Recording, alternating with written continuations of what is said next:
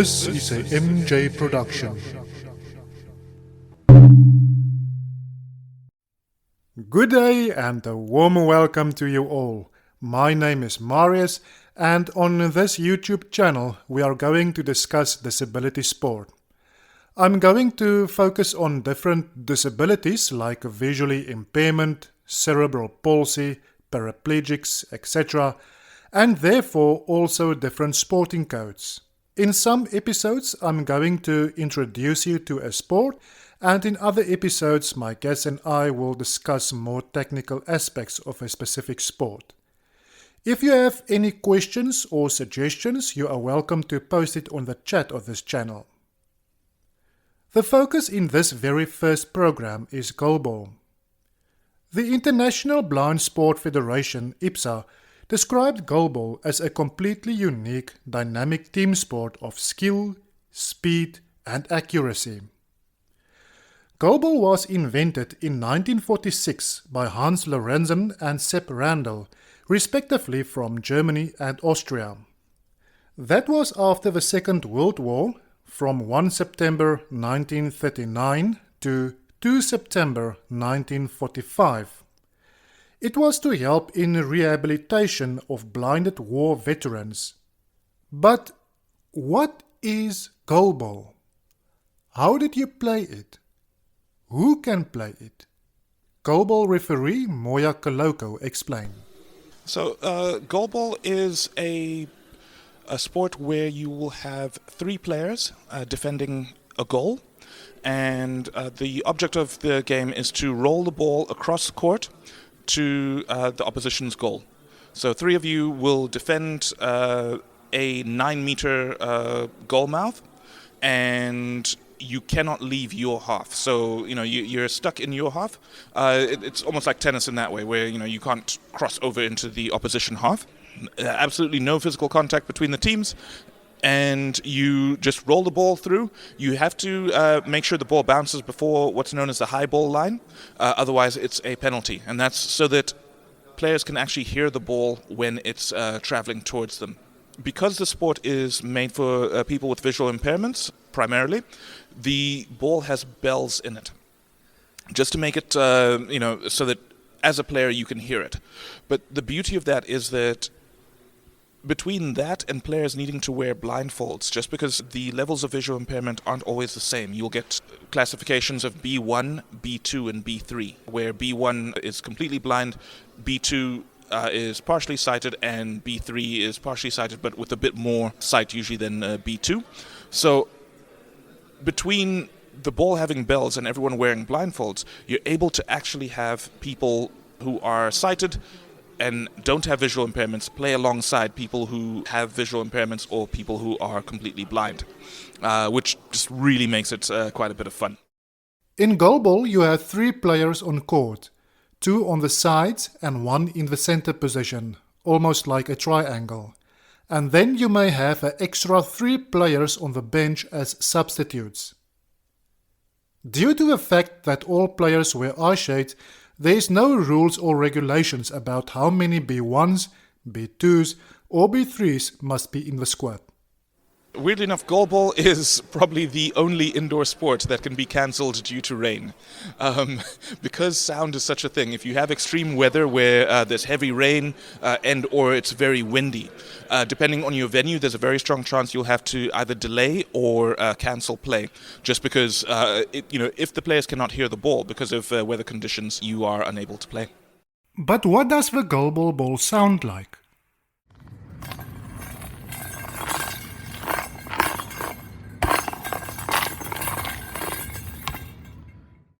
It's both the best and worst of times like that. You can sometimes have, when you get a crowd in, if the crowd is not very familiar with the sport, they'll want to cheer on their team, but the referees, part of refereeing is to always say, quiet please, in between phases of play, simply because you want to be sure that conditions are as quiet for the players as they can be. Because otherwise, sometimes new fans might be so excited that someone's blocked the ball that they start cheering. But then, players can't hear when the ball has been released again.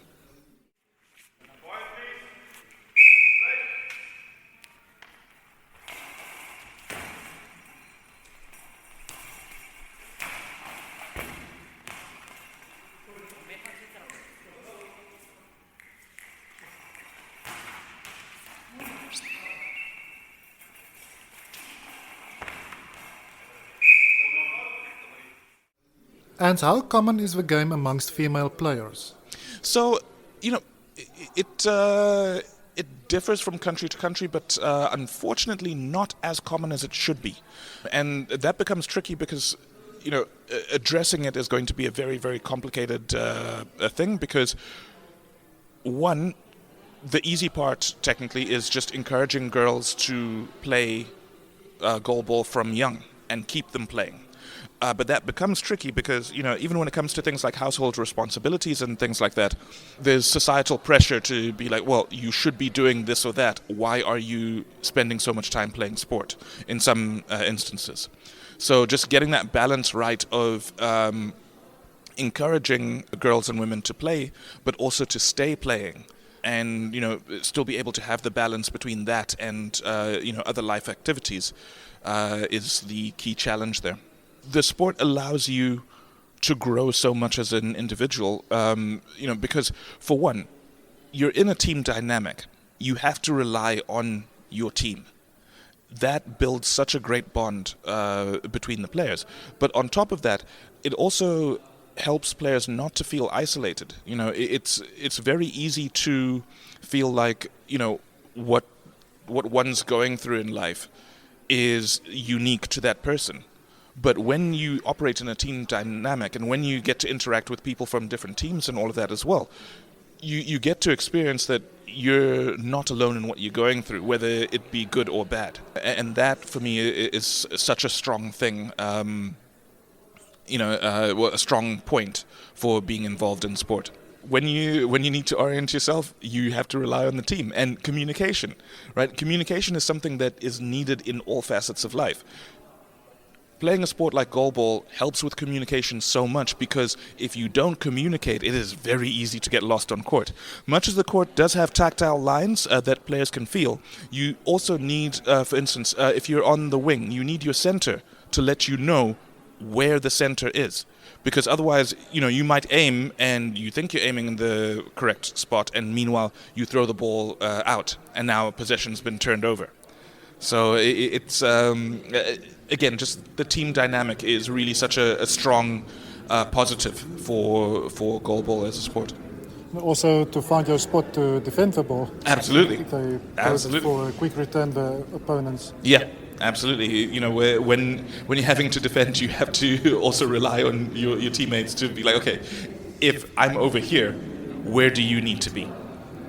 And it's also verbal communication, but also non-verbal communication. Yes. We see at the Paralympic Games where the teams make use of sounds to communicate. Yeah. And that's quite an important thing. And for me, it's quite a beautiful thing. You don't always have to verbalize things. A lot of the time, it'll be that of teams will either tap the floor, or you can clap.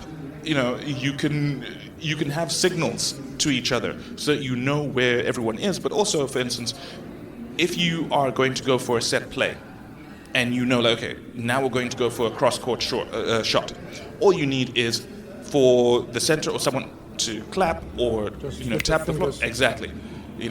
Just that signal, and there we go. Now we're doing that play.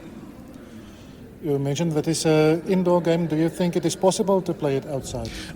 Yes. Weirdly enough, I stumbled on beach goalball. I think it was players in Germany doing it, where they decreased the length of the playing area. So I think they only played within 6 or so meters.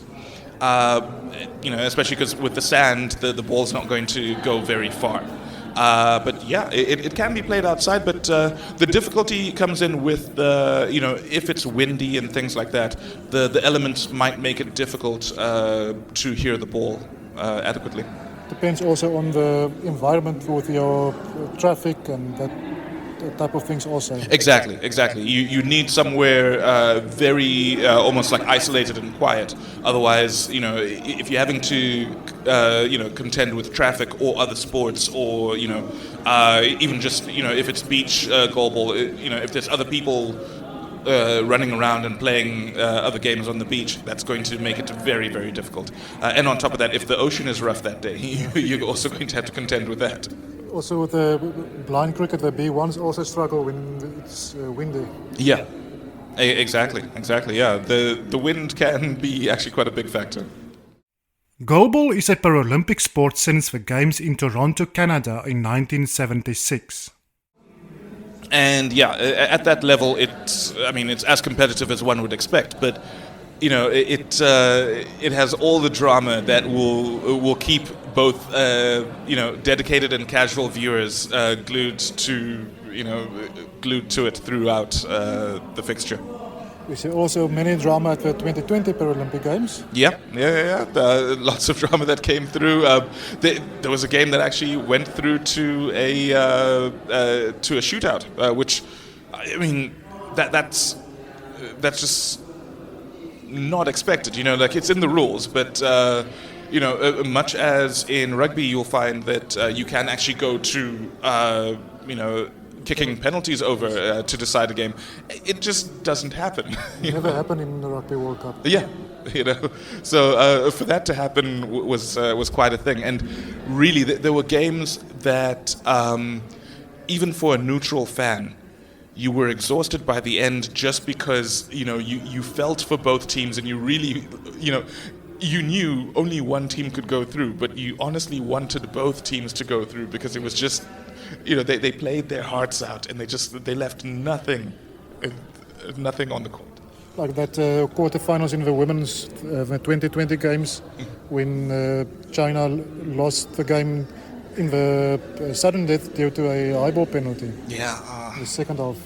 That sort of heartbreak. It's an unfortunate thing, but at the same time, it's part of the beauty of the game is that heartbreak shows exactly how much the game means to everyone, and on top of that, it shows just how high the stakes are. Sometimes a question of millimeters will be the difference between you even contesting for the opportunity to go for gold, and you having to be in the stands for the next game, and thinking what would have happened if not for that high ball. And in that case of China, it was a quarterfinals, not semifinals, so that you can say, okay, we lost the game, but we can go for bronze. Exactly. To be sitting there and feeling like, we don't even get to go for bronze. Like the highest we can be on the log will be fifth. That has to hurt. That really has to hurt. But again, if it didn't hurt, then the sport wouldn't be as magical as it is. That is one of the things that you also learn from the sport. Yeah.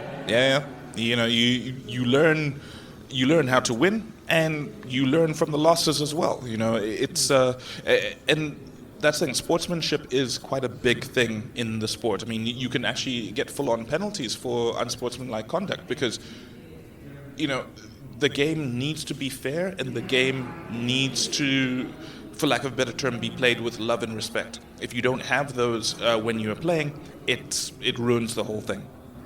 And you learn to win as a team, and you learn to lose as a team. Absolutely. And also to handle other disappointments in your life. Yeah. And that's the thing. Part of what I really appreciate about that is that you learn the value of having a support structure, because your team is your support structure when you're on court, and on top of that, you build that common experience. When you have that disappointment, you are disappointed together as a team. When you have that joy, you have that joy together as a team, and that's how you actually go and build. And you can transfer that to other facets of your life, because that when you go through things, there's a saying from a song where it says, "I'm by myself but not alone." That is what a sport, particularly goalball, actually helps you with. Even where you are having to defend a penalty on your own, you're by yourself, but you're not alone. The team, much as they're off court, they're all there with you. And again, if the goal is blocked, fantastic. The team blocked the ball. If the goal goes in, well, then the team conceded a goal. It's not you individually conceding the goal. In goalball, you need 10 officials for one game. There are 2 referees, 4 corner judges, also called goal judges, 2 10-second timers, 1 scorer, and one timer. At major championships, you will have a backup timer. The moment the ball makes contact with a defensive player, the 10 seconds clock will start running. Even if you don't have control over the ball, the 10 seconds will start. You have to return the ball to the opponents and the ball must cross the center line before the clock reaches 10 seconds. If you want to pass the ball to a team member, it must all be done in 10 seconds. Are there any challenges that Goalball had to face, and how can Goalball overcome that challenges? So I think there's a bit of a challenge in terms of player retention from junior to senior level. There'll be players who play in high school, for instance, but because the team is part of the school, it's easy enough for them because the structure is there. Once they're out of school, they can't play for the school team, and now integrating them into senior clubs is a bit of a challenge. So, at the moment, one of the things that's being worked on is how to bridge that gap so that, schools and clubs work closer together, and we can have junior players coming up and they know once they're out of school, they still have the option to play, and that they can be part of clubs that aren't affiliated to the schools. And they're also aware of which senior clubs are there. Exactly. And the other thing as well is that through working on that, we'll also be able to make sure that we've got enough players for all fixtures, and also through working with that as well, the hope is that we can get a bigger pool of officials to be available as well, because the more officials we have, the easier a time we can have, because even if only 2 teams show up for a fixture, if we've got enough officials, we're good to go. Another challenge is just getting more people to know about the game, because because Goalball doesn't have a sighted equivalent, like for instance, blind football and blind cricket have football and cricket. That if you ask most people, they'll know one or other, one or the other sport. Yeah. But with Goalball, because there's no equivalent, when you mention it to people, no one knows what you're talking about. And the more spectators we can get on board, the bigger we can get the sport. Because if people are like, oh, I know there's Goalball coming up next weekend, I need to make sure I'm there, or I need to make sure I watch on YouTube, or I need to make sure I at least find out what the scores are afterwards. That's how the game can grow. That interest will hopefully then attract sponsors and things, and make life a lot easier in terms of running both a domestic league, but also building the game such that we can have a strong national team that can go and represent the country in different tournaments. Not in all the countries, but some countries. Other challenges is traveling. Yes. To practice and to participate in tournaments. Absolutely. And that's the thing. The more people we have involved, the easier it'll be to get through those challenges. Because, even within Cape Town, if one is having to get to practice, if you don't have a reliable lift, then you're having to use public transport, which isn't always that reliable. And also travel times as well sometimes can be up to up to 2 hours to get to a fixture. And if you don't have the reliable transport, that then can become quite difficult. One of the benefits of Goalball is that the totally blind and fully sighted person can play against each other. As a sighted person who did play Goalball in the past, how would you describe to other sighted people how it feels to be blindfolded and play the game? Or is it a sport that you can follow, but maybe leave it to the visually impaired to play? I mean, I would encourage everyone to play Goalball, specifically goalkeepers, like whether it's football or hockey goalkeepers. Goalball is so helpful because it gets a bit scary in the beginning, because when you're used to relying on your sight, to now suddenly have to rely on your hearing and other senses can get it can get a bit scary. But the beauty of it is, through playing, you actually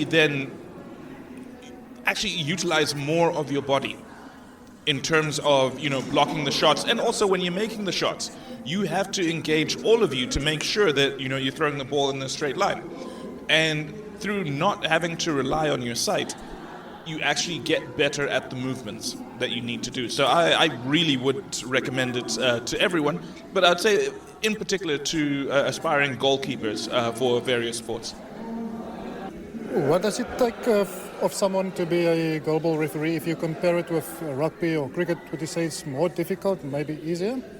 I think it can be more difficult at times, because especially when you're dealing with the high ball, it's a matter of millimeters. 1 millimeter this way and the ball is perfectly legal. 1 millimeter that way and it's a high ball, and now you have to call a penalty. And what's good is that teams are able to almost contest decisions at the end of a fixture, and it's dealt with on that day. So in that way, I would say it's a bit easier, because you at least know that things can be sorted right there and then, and there's no, it won't be a case of where at the next fixture now there's almost this, I don't want to say bad blood, but where there's almost a feeling of distrust between the referees and the players, because now the players no, but I remember that decision. You will be able to contest it and we can speak about it at the end, which is really, really good. What's also helpful is that referees work in pairs. So with there being two of you, it helps where, if you're going to make a decision, your assistant referee or your fellow referee will back you. And you have the corner judges as well, who will be able to alert you to whether the goal whether a goal has been scored, because the ball is fully over the line into the goal. The countries who did well on international level the past 10 years are countries like Brazil, Lithuania, Turkey and Iran. Over decades, Finland and USA also did well. Like for instance with the USA, you know that one or both will be contesting for gold. If they don't get the bronze, there's times where that's actually quite a big surprise, because if they don't get at least a bronze, it's like what happened? Why must I play goalball and not another sport like cricket or chess? What is about goalball that make it special? So goalball for me is the perfect balance of, it's got physicality, it's got drama, it's got teamwork, and it really is that, where the bond that you form with your team is quite dynamic, because you have to trust each other, and you're so close to each other, but at the same time, there's 3 people defending a 9-meter space. So you have to communicate, you have to trust each other, you have to understand each other. And for me, that really builds character, both individually, but it also builds teams in quite a unique way, I feel. And on top of that, like I said, it's got that physical element to it. You are exhausted by the end, because you're having to dive onto the floor, you're having to roll the ball as fast as you can, and really engage your full body to do that. And on top of that, you have to build physical toughness to be able to stop a ball that might be traveling at up to 60 kilometers an hour. You're putting your body on the line every single time you try to block. And for me, that's really the beauty of goalball, is just it requires so much heart to play. And I cannot say enough good things about the sport. The thing that I like from goalball is that it's more equal in the sense that you will more often see that number 10 on the ranking list will beat number 1 if you can compare it with, say, rugby or cricket. Absolutely. It's a sport where the game is not over till it's over. You would expect, if it's this team against this team, this team's ranked number, in the top 5. They're definitely going to win it. And by the end of it, you're sweating, because wait. This wasn't going to plan. Even if that team does win, they'll know, no, there's no such thing as a small team in goalball. You never get stuck in a way where that a game is a sure result. There are always surprises, and again, that's as a fan, that's what keeps you there, is that there's always going to be that dramatic element of anything can actually happen. And And also a few years ago, there was a game that number 15 on the ranking list lost only with 2 goals against number 3. Yeah. And also other game that I follow between Sweden and Turkey a few years, I think it was in 2015, that Turkey lead 5-2 and with 49 seconds to go, and Sweden score 3 goals in that last 49, but Peter Weichel was just a split second too late, so they didn't allow the last goal. But if it was just a split second quicker, it will be equal tie. 5-all. Yeah, exactly. And that's the thing, like I said, it's not over until it's over. And the fact that a game can go right to the wire like that is just phenomenal. It really is.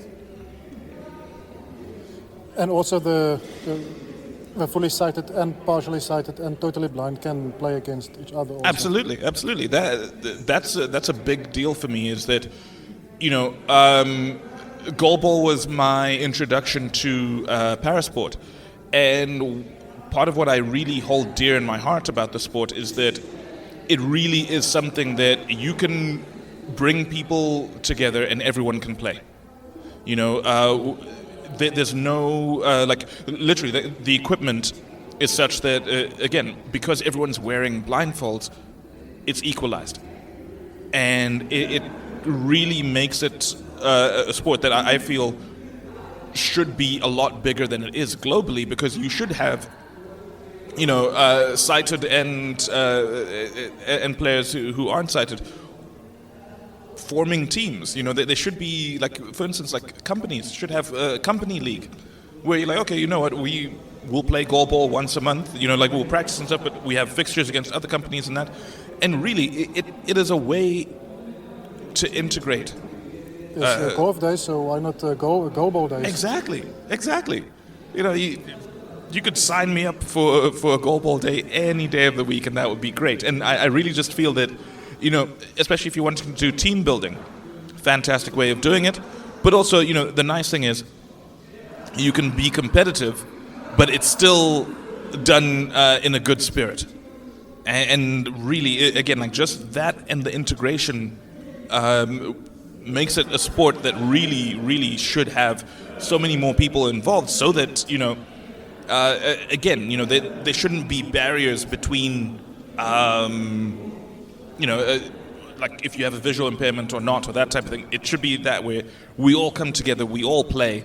You can say, like, fine, at an elite level, then you can keep it to players with visual impairments, but, to make it a fun thing for at a club level, absolutely, we just need any and everyone to play. And if you get sighted people involved with the game, it will also help for the total development of a sport. Absolutely. Worldwide, so that more people are aware of the game. Yeah. And follow the World Championships, Paralympic Games, etc. Exactly. Because that's it. The more people are aware of it, the bigger spectator base you can get. The bigger spectator base you get, the more you can get in terms of sponsorships, and that can help the game reach, more like rural areas and remote areas and really keep the sport growing. Because if everyone has heard about goalball, it's great. Like, you can go to a remote village somewhere, kids are playing football. Right? I want it to get to a point where people are playing goalball. It doesn't matter where you go. If you mention goalball to someone, and it doesn't matter like what language you say it in, that people will be like, oh yeah, I know exactly what you mean. That brought us to the end of the first episode of the Disability Sport Talk Show. My guest was goalball referee Muya Koloko. If you have any questions or suggestions, you are welcome to post it in the chat of this channel. In another episode, later on, we will focus on more technical aspects of goalball. Aspects like techniques, penalties, approaches, etc. In the next episode, episode 2, I'm going to focus on blind cricket. But till then, stay safe and goodbye. This was a MJ production.